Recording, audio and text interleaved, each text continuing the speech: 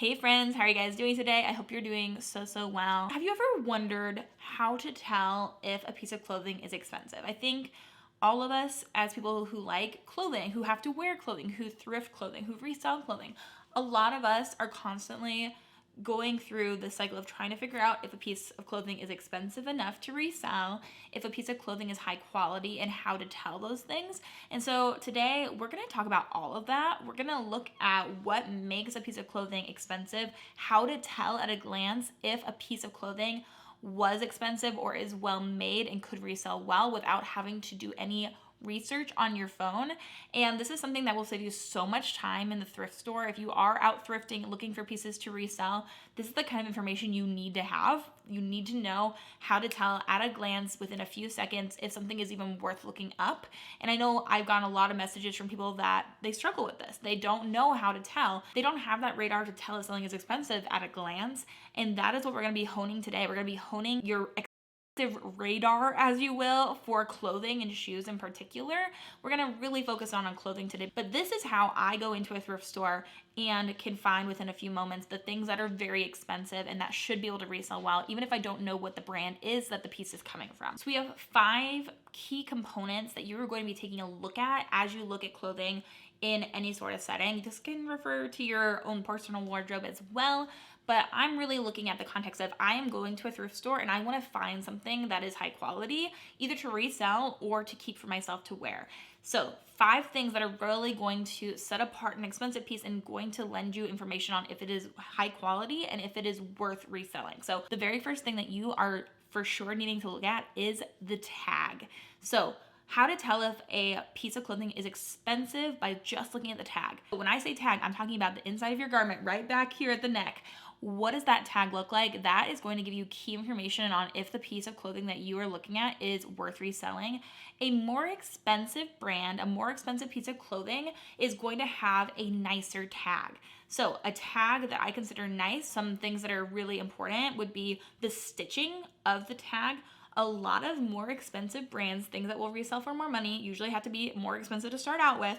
A lot of the more expensive brands will not have stitching all the way around.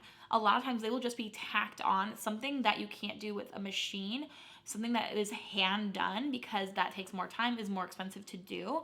But also if something is really well made and has stitching around the outside, something I pay close attention to at a glance, even as I'm just going quickly through a rack of clothing, is to see how even those stitches are. So if somebody is doing stitching like that on a machine, and the stitches are very straight and go all the way to the edge, then I can tell that it's more high quality than something that has haphazard stitching. So take, for example, something like Forever 21.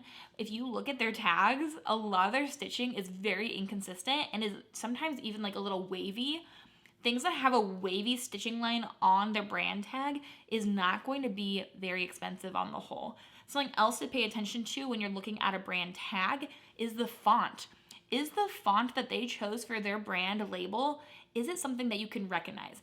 If it's something you can recognize, say it's Bradley handwriting, Comic Sans, it's Papyrus, that is another sure giveaway that that is not a very expensive brand.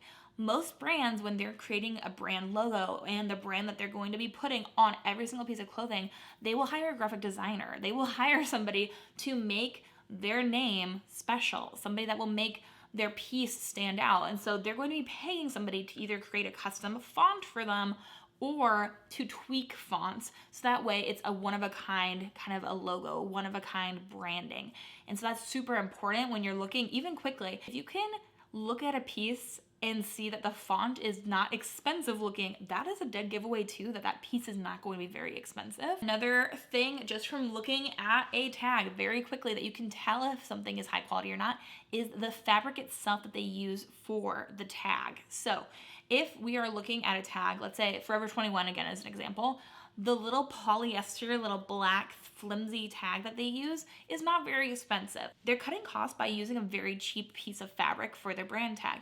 But then you look at some other brands and they have a very nice like textured fabric. Sometimes they'll have a very large piece of fabric as their brand tag. I'm thinking even like Cezanne or something like that, where they have a larger label. The bigger you go, the more expensive that tag is going to be. But also some people will use a silk label. Some people will use a really nice like linen fabric.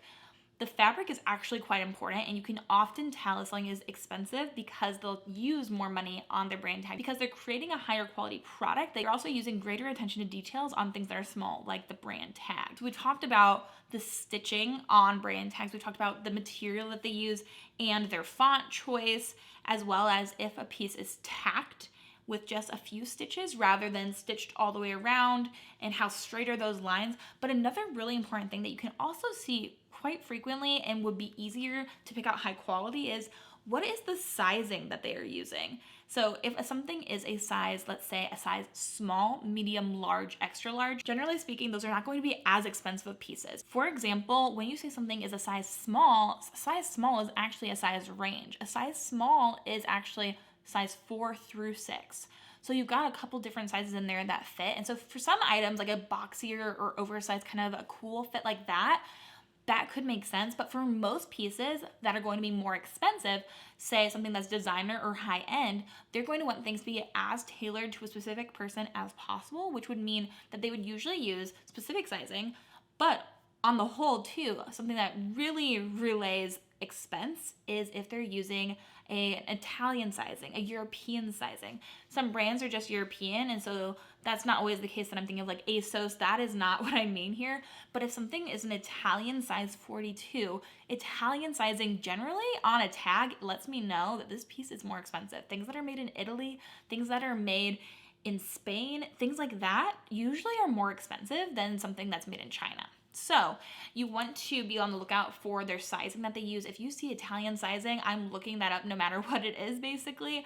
If I'm seeing something that's European sizing in a label that I don't recognize, then I often will also look that up. And it doesn't always mean that these pieces are more expensive, but these are also little clues that are cluing me in that I need to be looking this piece up and seeing what it is if I don't recognize it. So we're looking at high quality fabric, we're looking at stitching, we're looking at the font, we're looking at the size, and all of these are things that you can register in your mind within just a few seconds of staring at a piece. Because when I'm flipping through racks, the thing that I look at first and foremost is that brand tag. I'm seeing what the brands are as I flip through a rack. And if you can recognize the quality of the tag right away, you're gonna be able to recognize the quality of the overall piece at a glance. And that's really what you want to be able to do. So hopefully this information is helping you guys.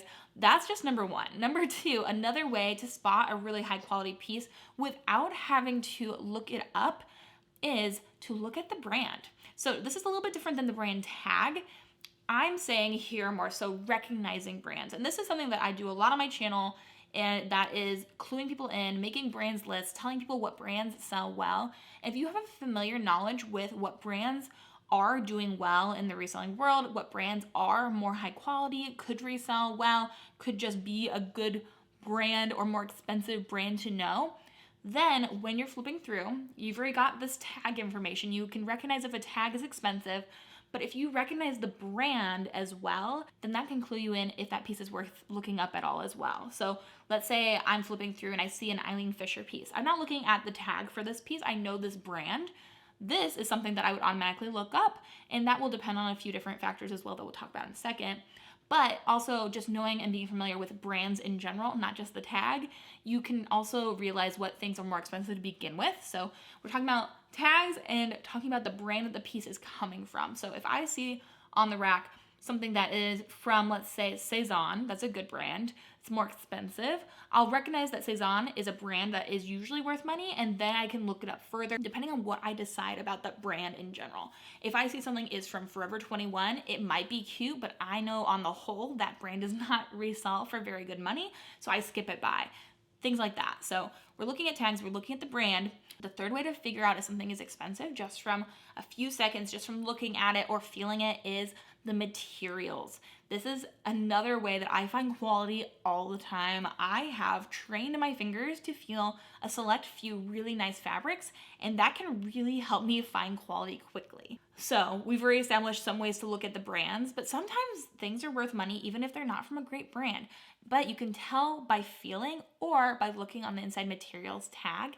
And for materials, I'm often looking for more natural fabrics, so things that don't have plastic inside of them. So we're talking about like wool or linen, flax, We're talking about cashmere, things like that, silk, things that are more natural, and also things that use those better fabrics, generally speaking, also have better working conditions for their factories and for the people working for them, and also are usually better for the environment than somebody that's pumping out 100% polyester pieces of plastic that drape on the body, fit terribly, and also feel awful on the skin.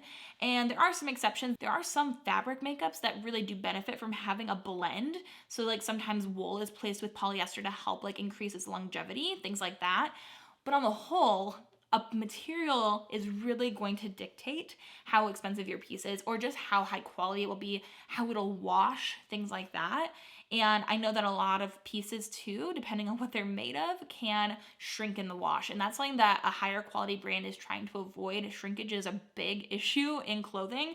And so materials that the thing is made out of, that is so important, and it's so important to train your hands to be able to feel high quality fabrics. At this point, I feel like I can touch something and know if it's wool like that, but that's something I've had to learn with time, just like you learn anything else. And a lot of that is training yourself. I think that people underestimate how much you can learn just by going to a store. Go to a high quality store, feel what those pieces feel like, and then next go to another store, like feel some Shein pieces at Goodwill, and you'll feel the difference. Go to a Goodwill and feel and find something that's wool. Memorize that feeling with your fingers, and then you'll be able to recognize it in the future. If you have a wool sweater in your closet, go and feel that thing. Go and find a silk top, feel it. Even if it's in a normal store or a mall situation, go to some stores and recognize the feel of things so that you can find them easier later on. You'll be doing yourself a huge favor. But yeah, something that clues me in all the time is the materials of items. So if I don't recognize the brand and I don't recognize if the tag is nice or not, my next thing I go to is that material. I'll look on the inside. If it's a nice material, I'll look up the piece. I don't want to automatically be going to my phone for every single item that I see in a thrift store, or I would be there for literally days trying to figure out what I should do to pick up something, if I should leave it behind. So materials is definitely the next piece of this puzzle of being able to recognize quality without having to look things up. The fourth thing that I take a look at is the stitching and the seams of items. So before I look something up, I often will just look over the piece, and the faster people sew, the more mistakes can be made. So the more people are paying initially for those pieces of clothing, usually the better the seams will look, the better the stitching will be. So when you're looking at a piece, if you find some loose seams, if you find some loose threads, you know automatically that there probably was a lot of speed and less care going into making the garment. And of course, there's exceptions, like things wear out, obviously, things like that.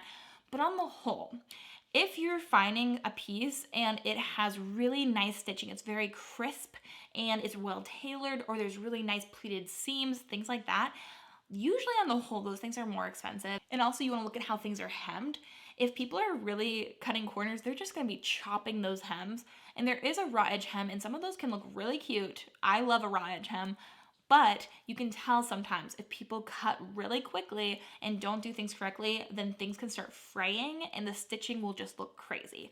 So an easy way to tell if something is high quality is to see if they took the time to stitch and seam it properly. And this is nothing to say against the people that are sewing and making these pieces. A lot of that pressure to go faster and produce more is coming from higher up in those brands. And this is a giant passion of mine, is you want to be putting your money and supporting businesses that pay their workers fairly, that are honorable and want to make a nice product, who will be ethical in how they create that product and ethical in how they treat the people creating that product. For instance, things like Shein, where people are churning out as much as they can. The pieces come with only a little size tag inside of the garments. They're not even proud enough of their garments to put the name Shein in all of them.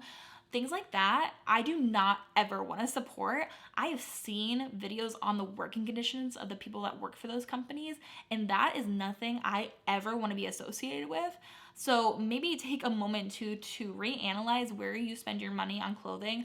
I don't think there's anything wrong with buying something secondhand that is from fast fashion, but by golly, I do not want to get to the end of my life and say, yes, I supported a company that basically enslaved its workers and didn't pay them fairly just so I could have a cute top. And I hope you feel the same way. Oh my goodness. I could talk about that for ages. But yes, so stitching and seams, very important. Number 5, the last one we're going to talk about here today is pattern. Now, pattern has evolved over the years, obviously. And when I say pattern here, I'm talking about like the pattern on the clothing, not the pattern cut for the clothing. So I'm saying things like stripes, polka dots, things like that. And this goes hand in hand with the stitching in the seams concept, is that a pattern I'm looking for is something that's more on trend right now, or something that is a classy piece, a classy pattern that will stick around for generations to come. I'm thinking like sometimes, you know, a polka dot can be tasteful. Sometimes a polka dot can be a really big no-no. But stripes are normally very nice. But also I'm thinking, remember when everyone went through that like chevron skirt phase? That wasn't my favorite. So maybe I'm not going to be picking up a lot of chevron these days. But knowing what patterns are on trend is very helpful. But also it makes it easier too to scan rows of clothing. If I see something that stands out to me pattern-wise, there's something about the pattern that's beautiful, that's tasteful, that's delicate, I'm much more likely to pull that out. And I'll just skip right over things that are gaudy or too in your face, because I know that those pieces aren't going to be as high of quality. Usually if somebody is making something that's a $500 dress, they're not going to be slapping on the chevron pattern that everybody saw on those skirts a couple years ago. You know what I mean? Usually it's a lot more tasteful, and so it leads me to be able to skip pieces even. So the first four are things that you can be looking at to show that you have something that's high quality in front of you. And pattern can also really sift out pieces that are not high quality, because when you're looking at fast fashion, things that are not going to resell for very much money, things that are not as high quality, they're going to be slapping on any pattern that is coming around. They're micro trending, so they're taking patterns that aren't going to be something that's going to be treasured for years to come, and they're just slapping it on cheap clothing. So that makes it much easier to pass those pieces by.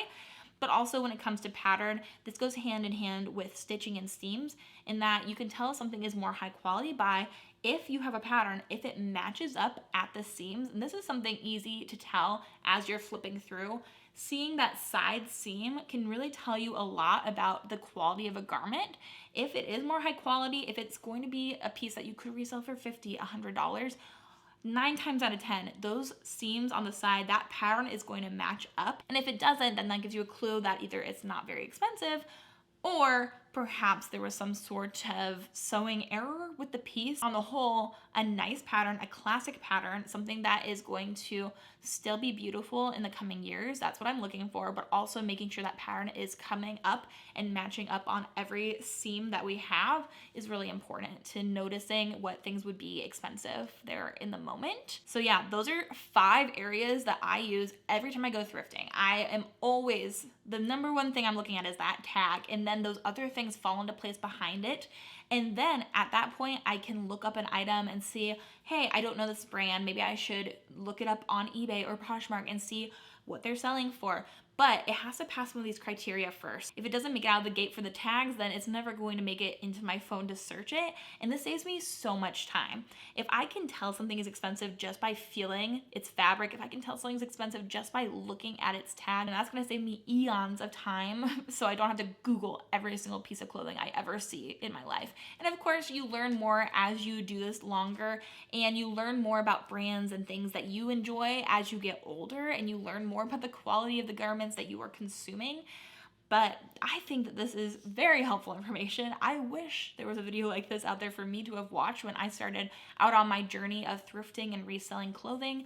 As I started off just thrifting for my own wardrobe, I wish I would have known how to recognize quality over quantity. And so I hope this helps somebody else, either for their own wardrobe or for thrifting to resell themselves. If you guys have any other helpful hints or any tips for other people of how to recognize quality in the store, leave those in the comments down below.